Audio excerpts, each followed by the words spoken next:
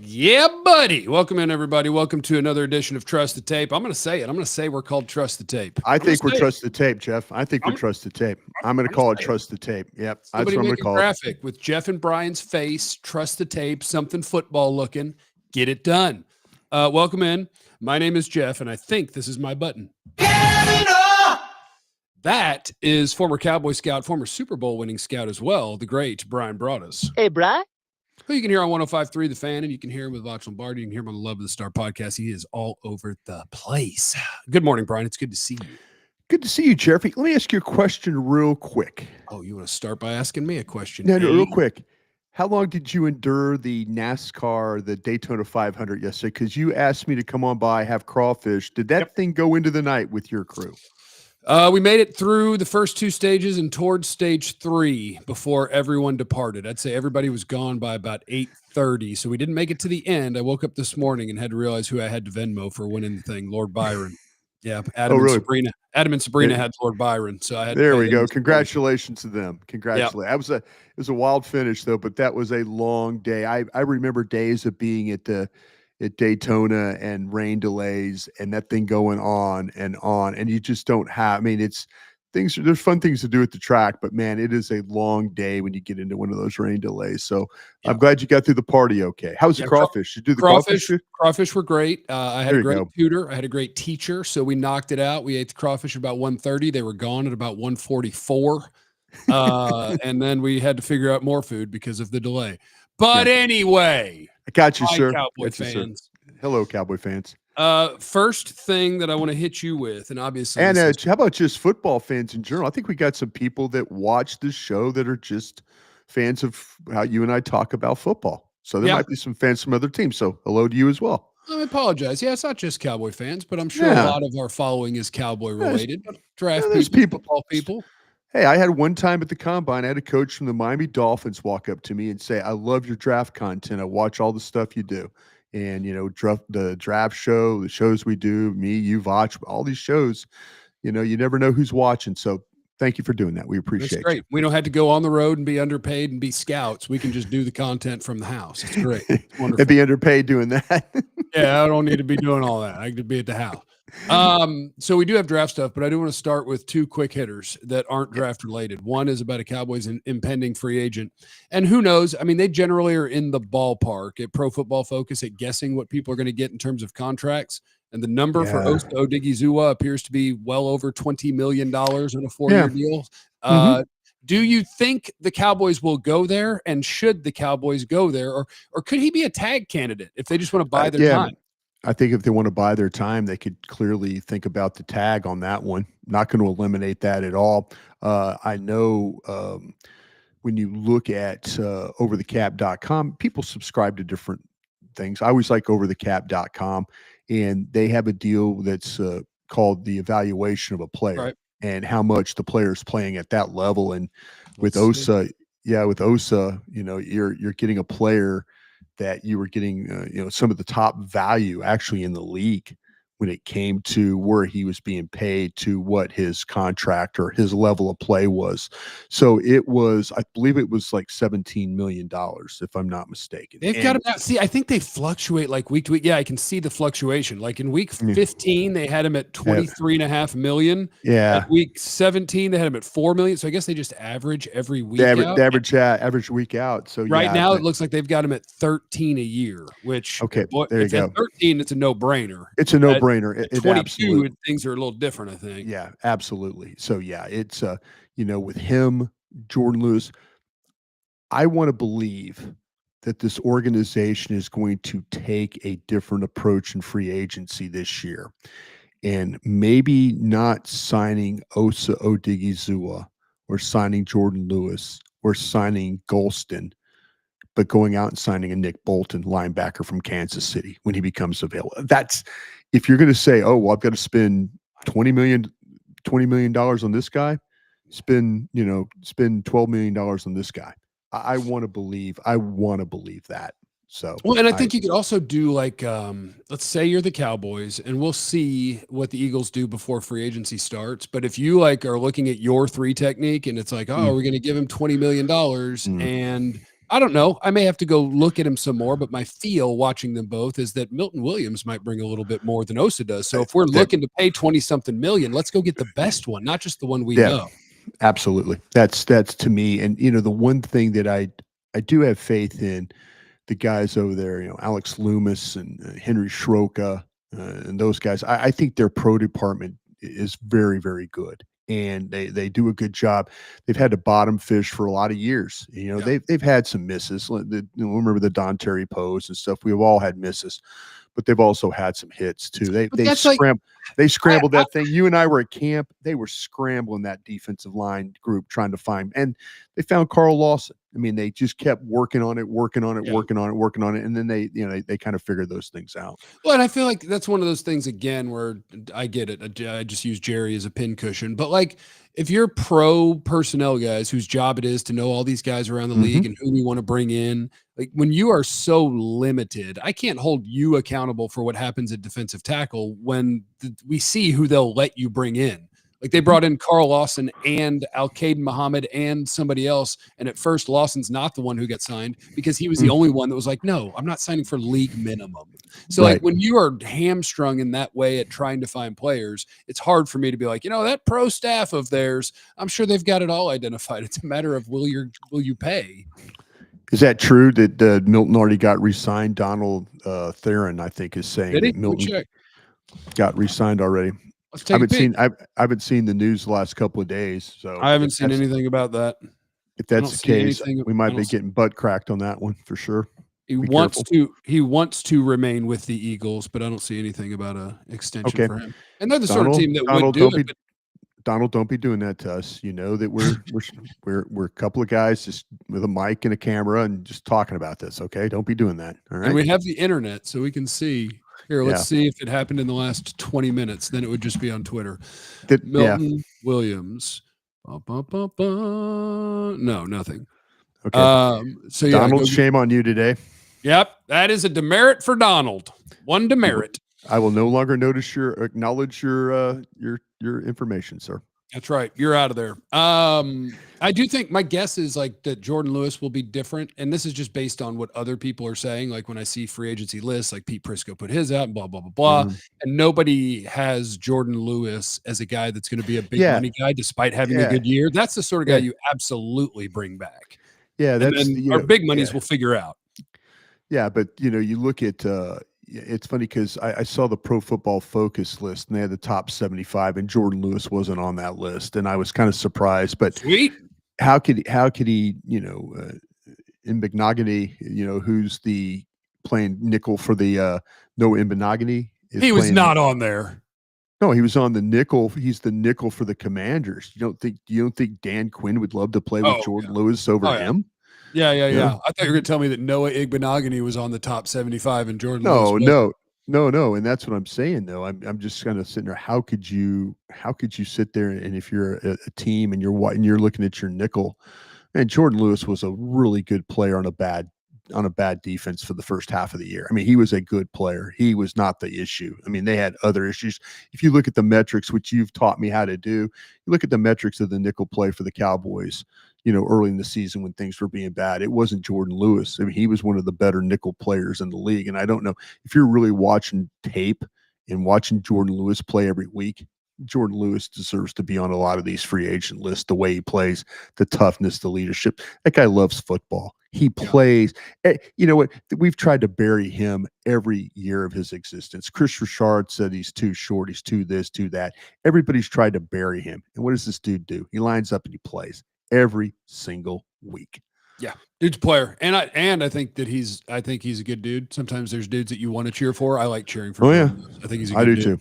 I do too. So now that while I've said that, I do hope that teams don't value him enough, and that the Cowboys can get him on a reasonable contract. And Jourdan, if you're listening to this, I also hope that you end up with $70 billion and end up very happy, and your family has money forever. But I hope that you're on the Cowboys. The other thing, and this is going to be Jeff pats himself on the back. It's going to be, is it the hot dog or is it the bun? No, this is a hot dog bun. I think it's a hot dog, too. When I saw the story however many months ago that the Eagles had sold 8% of their franchise to a private equity firm and no one wrote a story about why, I was like, well, they are the team that writes the most checks in free agency. They are the team that has $400 million in void money. Like, they are spending all of the money. I think that Jeffrey Lurie is selling part of the team because that's how much he wants to win. And today an Albert Breer article came out with quotes in it, and that's what it is. The reason that they sold 8% of their team, now that it's legal to sell part of your team to private equity firms, was to have cash to sign players. Brian, what do you think the odds are that Jerry Jones wants to play that game?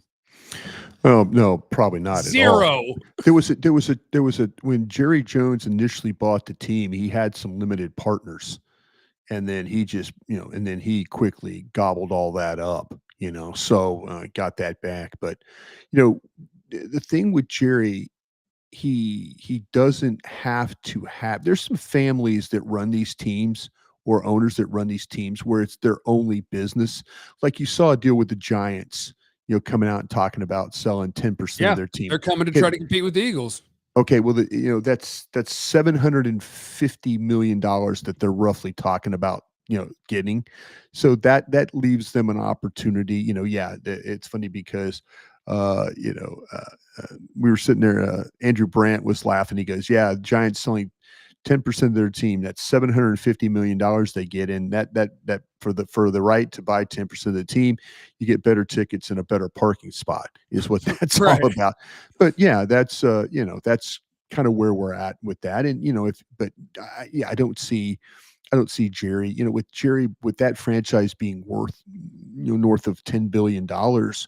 And Jerry's other interests, unless things start to fall apart for him and the gas business or the real estate business or all the other businesses that he's in, he's got the cash to be able to operate in this way. So, it's something he probably doesn't have to do.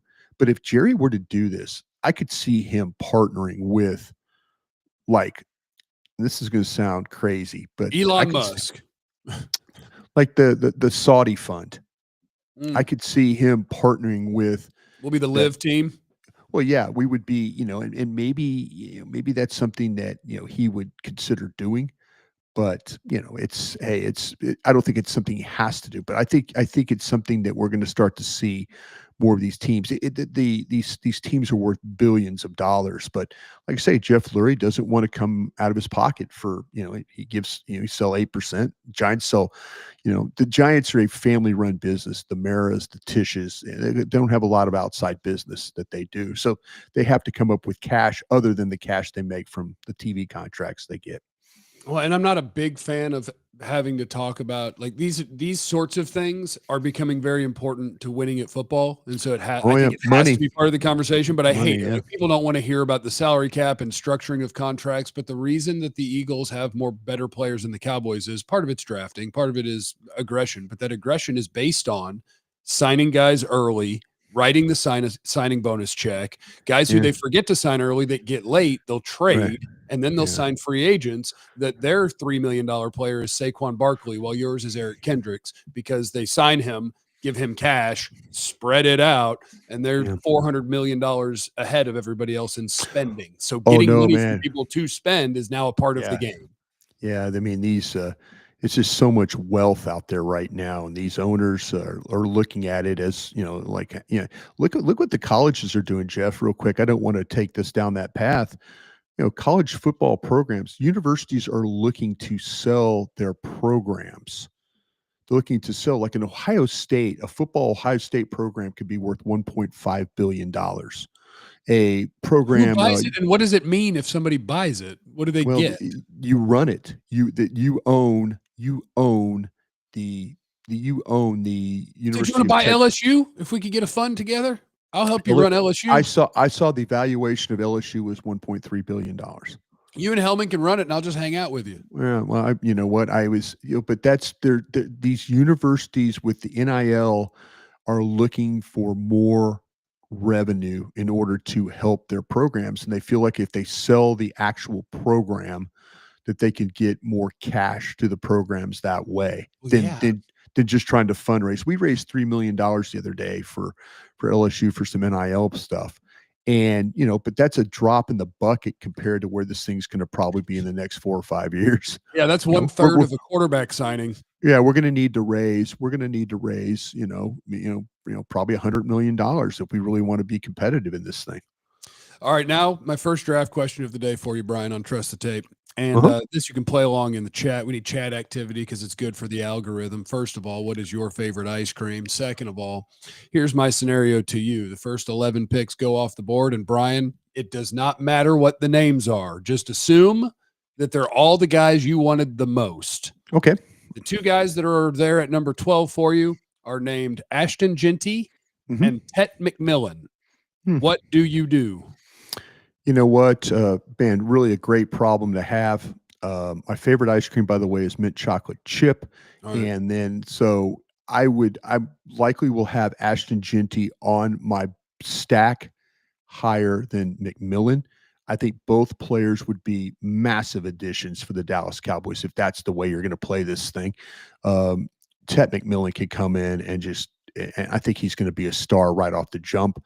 I think that Ashton Jeanty will make an offensive line that's decent even better.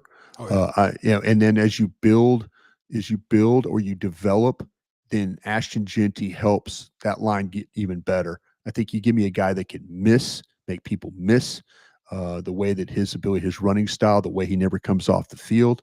I think I would take him over McMillen, but now we're getting into points of guys that I wouldn't consider trading away from. Those are a couple of guys, if I'm sitting at 12 and all of a sudden somebody rings the phone and I'm thinking they're calling me for Tet McMillen right now is what they're doing. I don't know if they're calling me for Ashton Jeanty, but they're calling me for McMillen right now. And so I would likely hand in the card of Ashton Jeanty and say, man, what a great situation that we were in. But man, I bet you their stack has McMillen over Jeanty. I bet you their stack will. Mine won't, but theirs will, I bet. Okay. That would, man, I'm asking a question that I honestly didn't have a great answer to. And by the way, I don't see a single Jeanty answer in the chat. And I think we would both pick Jeanty. And I feel like such a traitor to my people because in my mind, it goes back to the in this draft thing. And in this draft, the reason that I can take Jeanty high is because he's the best player. Yeah. My premier prospects are Abdul Carter, Travis Hunter, Mason Graham, the end. And so that's how high I think I can slot Ashton Jeanty because he's also a premier prospect. It's just his position makes me want to drop him. But I feel like he's no doubt incredible at his job in the NFL. And I like Tet McMillen. But he's in that group of next where it's like not a premier prospect. I can see the route to where he's not a star. And he's not a perfect prospect. But God, when you're talking wide receiver versus running back, I would absolutely go wide receiver. I just feel better about the player with Jeanty. Yeah, I do too. And, the thing about it is everybody's saying, well, what about a second round running back? I don't know if you can guarantee me a second round running back. Well, you can pick one. It's just a matter of is it one you want to pick there. That's what I'm saying, though. But the guys that I like, say, Jeff, take it down into the second round running backs. It's got to be Johnson. That's Johnson. I only have two Johnson. Yeah, Johnson. I have Hampton. I have Omarion Hampton at North Carolina, and then I have Johnson at Iowa, and then in the third round is where I throw all of the names together: Travion Henderson, Quinshon Judkins, R.J. Harvey, Dylan Sampson. So like my second round, I'm hoping to get one of those two. See, what's going to happen likely is if you pass on Jeanty, and I'm not saying it's a bad thing, I think you're going to be picking out of group 3 is who you're going to be picking out of. And if you're comfortable, and that might be okay. It just feels early. Now I want to wait to the third round, and I might be picking out of group 4. There you go. See, that's the whole idea. Everybody's really keen about saying take a runner at 44. Everybody else is thinking like, okay, if Jeanty's gone, the drop off there is in my opinion is pretty good. I actually think there's a drop off for me from Jeanty to everybody, but the everybody is Hampton, and I think there's a drop off from Hampton to Johnson. And I'm opposite. Okay. I'm the Jeanty drop off. Then I've got Johnson and then Hampton, and Henderson. I really like Henderson from Ohio State a lot, so I got him in the second round. But see, that's what I'm saying. And here, Trevor D says running back sweet spots the third round. Yeah, unless all the ones unless all are gone. Unless they're all gone. But the thing about running back is somebody asked who I haven't seen him yet, Etienne at Georgia.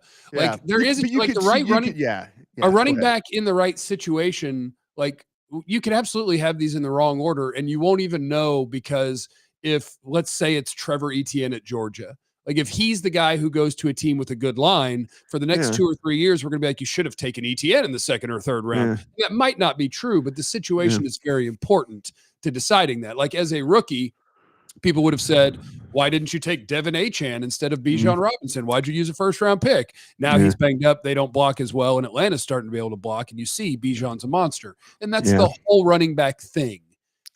Jeanty is a stud. Jeanty would take some of those Rico runs where he had a chance, and whoever tackled Rico does not tackle Jeanty. Yeah. He's still going. See, I agree with you. On the team. I hate the first round, but I want him on the team. No, I mean, it's absolutely, but the thing about it is, and you mentioned this, we learned this from Dane Burglar when we started all this process in this draft, because we don't have surefire offensive tackles. We don't, there's certain positions you just don't have that you've traditionally been able to kind of lean on in the first round. And to me, my favorite offensive lineman, I've said it a bunch, Simmons has a patella tendon that he's dealing with that we need to check out. And everybody's saying, oh, he'll be ready, he'll be fine and all that. Okay, well, wait, give me a doctor to tell me that he'll be fine. So, I kind of feel like though, that if you're sitting there thinking that a running back that you really, really, really like is going to be there at 44, then you don't have to. You could take McMillen and go for it. But nobody can guarantee me that. Nobody can guarantee me that Johnson, Hampton, or Henderson will be there at 44. And I would feel really bad if I needed a running back. And not really bad, but all of a sudden I'm dipping into a third round for players that I thought were, third round talent and maybe needed to be paired with somebody else, that like, we got this guy at 44. Well, in everybody's mind who's pulling for the Dallas Cowboys, and that back comes in here and he doesn't play at that, it'll be like Schoonmaker. It's like you drafted Schoonmaker at the second round and he doesn't play to the level of a second round player. And then everybody now is upset because, well, wait a minute, you took this running back, it was a third round grade, and now you have to pair him with somebody else because he can't carry the load like like a second round back probably should. And then everybody's all upset, and you wonder, well, why do we take this guy? Why do we draft this guy? It's because you didn't really have a good handle on what running backs were going to be there at 44. You just didn't. Can I tell you that if you were my GM and I was whatever the GM's bitch, whatever that title is, I'm your little gopher. If I would, and you talked about all three of those running backs, and once you introduced the name Henderson in with Hampton and Johnson, sure, I would say, Bryan, trust me here. One of them will make it. If I'm wrong, fire me. And then you might have to fire me. But I think if you include all three of them, I don't think we have four backs off the board. I don't think. Well, the thing about it is, though, that to me, people might see the same thing that you see, Jeff. You're seeing big drop-offs between guys. You're seeing, you're like, well, on my board, I see Hampton, then I see Johnson, then I see whoever your third guy is. Listen, those backs in the third round that we have graded are quality backs, but please don't bitch at us if one of these backs comes in and doesn't look like a featured guy. It doesn't look like a guy that you can hand the ball to a bunch and looks like we're going to have to spend $3 million on a guy to be paired with him because he can't handle the load. And you passed on taking Jeanty. I don't want to hear that. But I think that these back, to me, Jeff, the running backs, those four running backs that I talked about. Yeah. I think when Kyle Yeoman's on the draft show looks at me and goes, okay, Bryan, who's the best player on your board? Johnson from Iowa.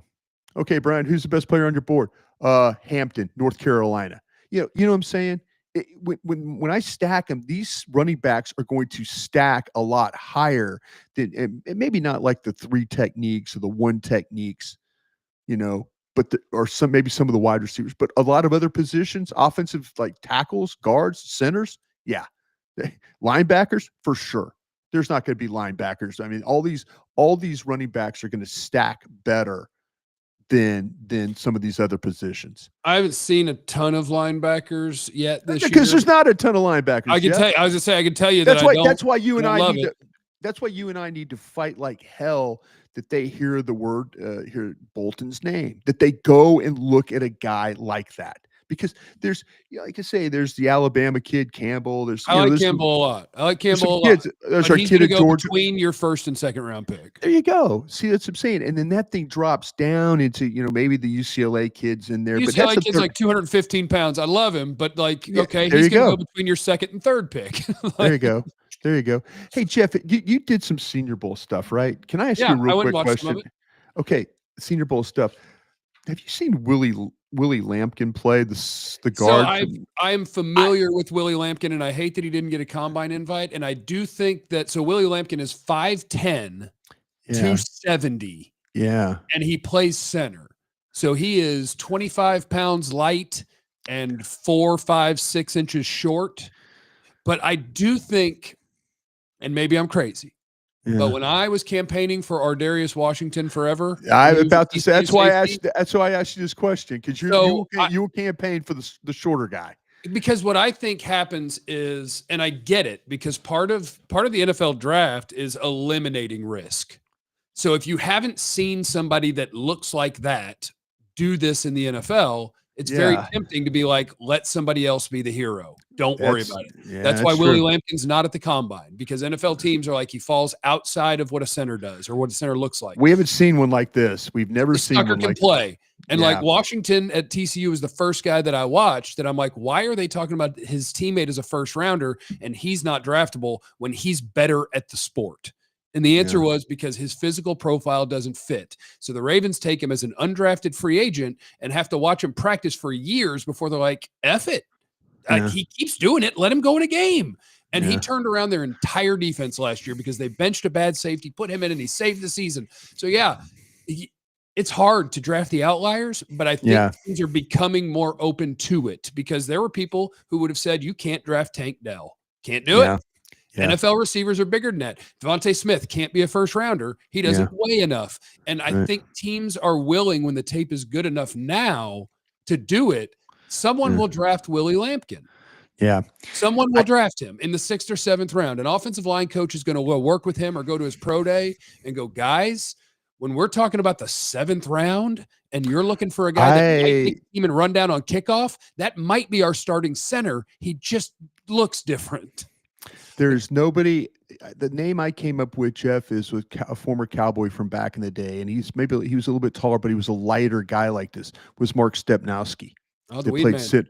Yeah, and he was undersized badly for an NFL center, but he was athletic. Let me tell you about Willie Lampkin. If you learn about his history, this guy was a championship. He was 47-0 as a state wrestler. Guarantee it. Guarantee it. I have yet to see a player, an offensive lineman, it's been a while, that stays connected on his block like this kid.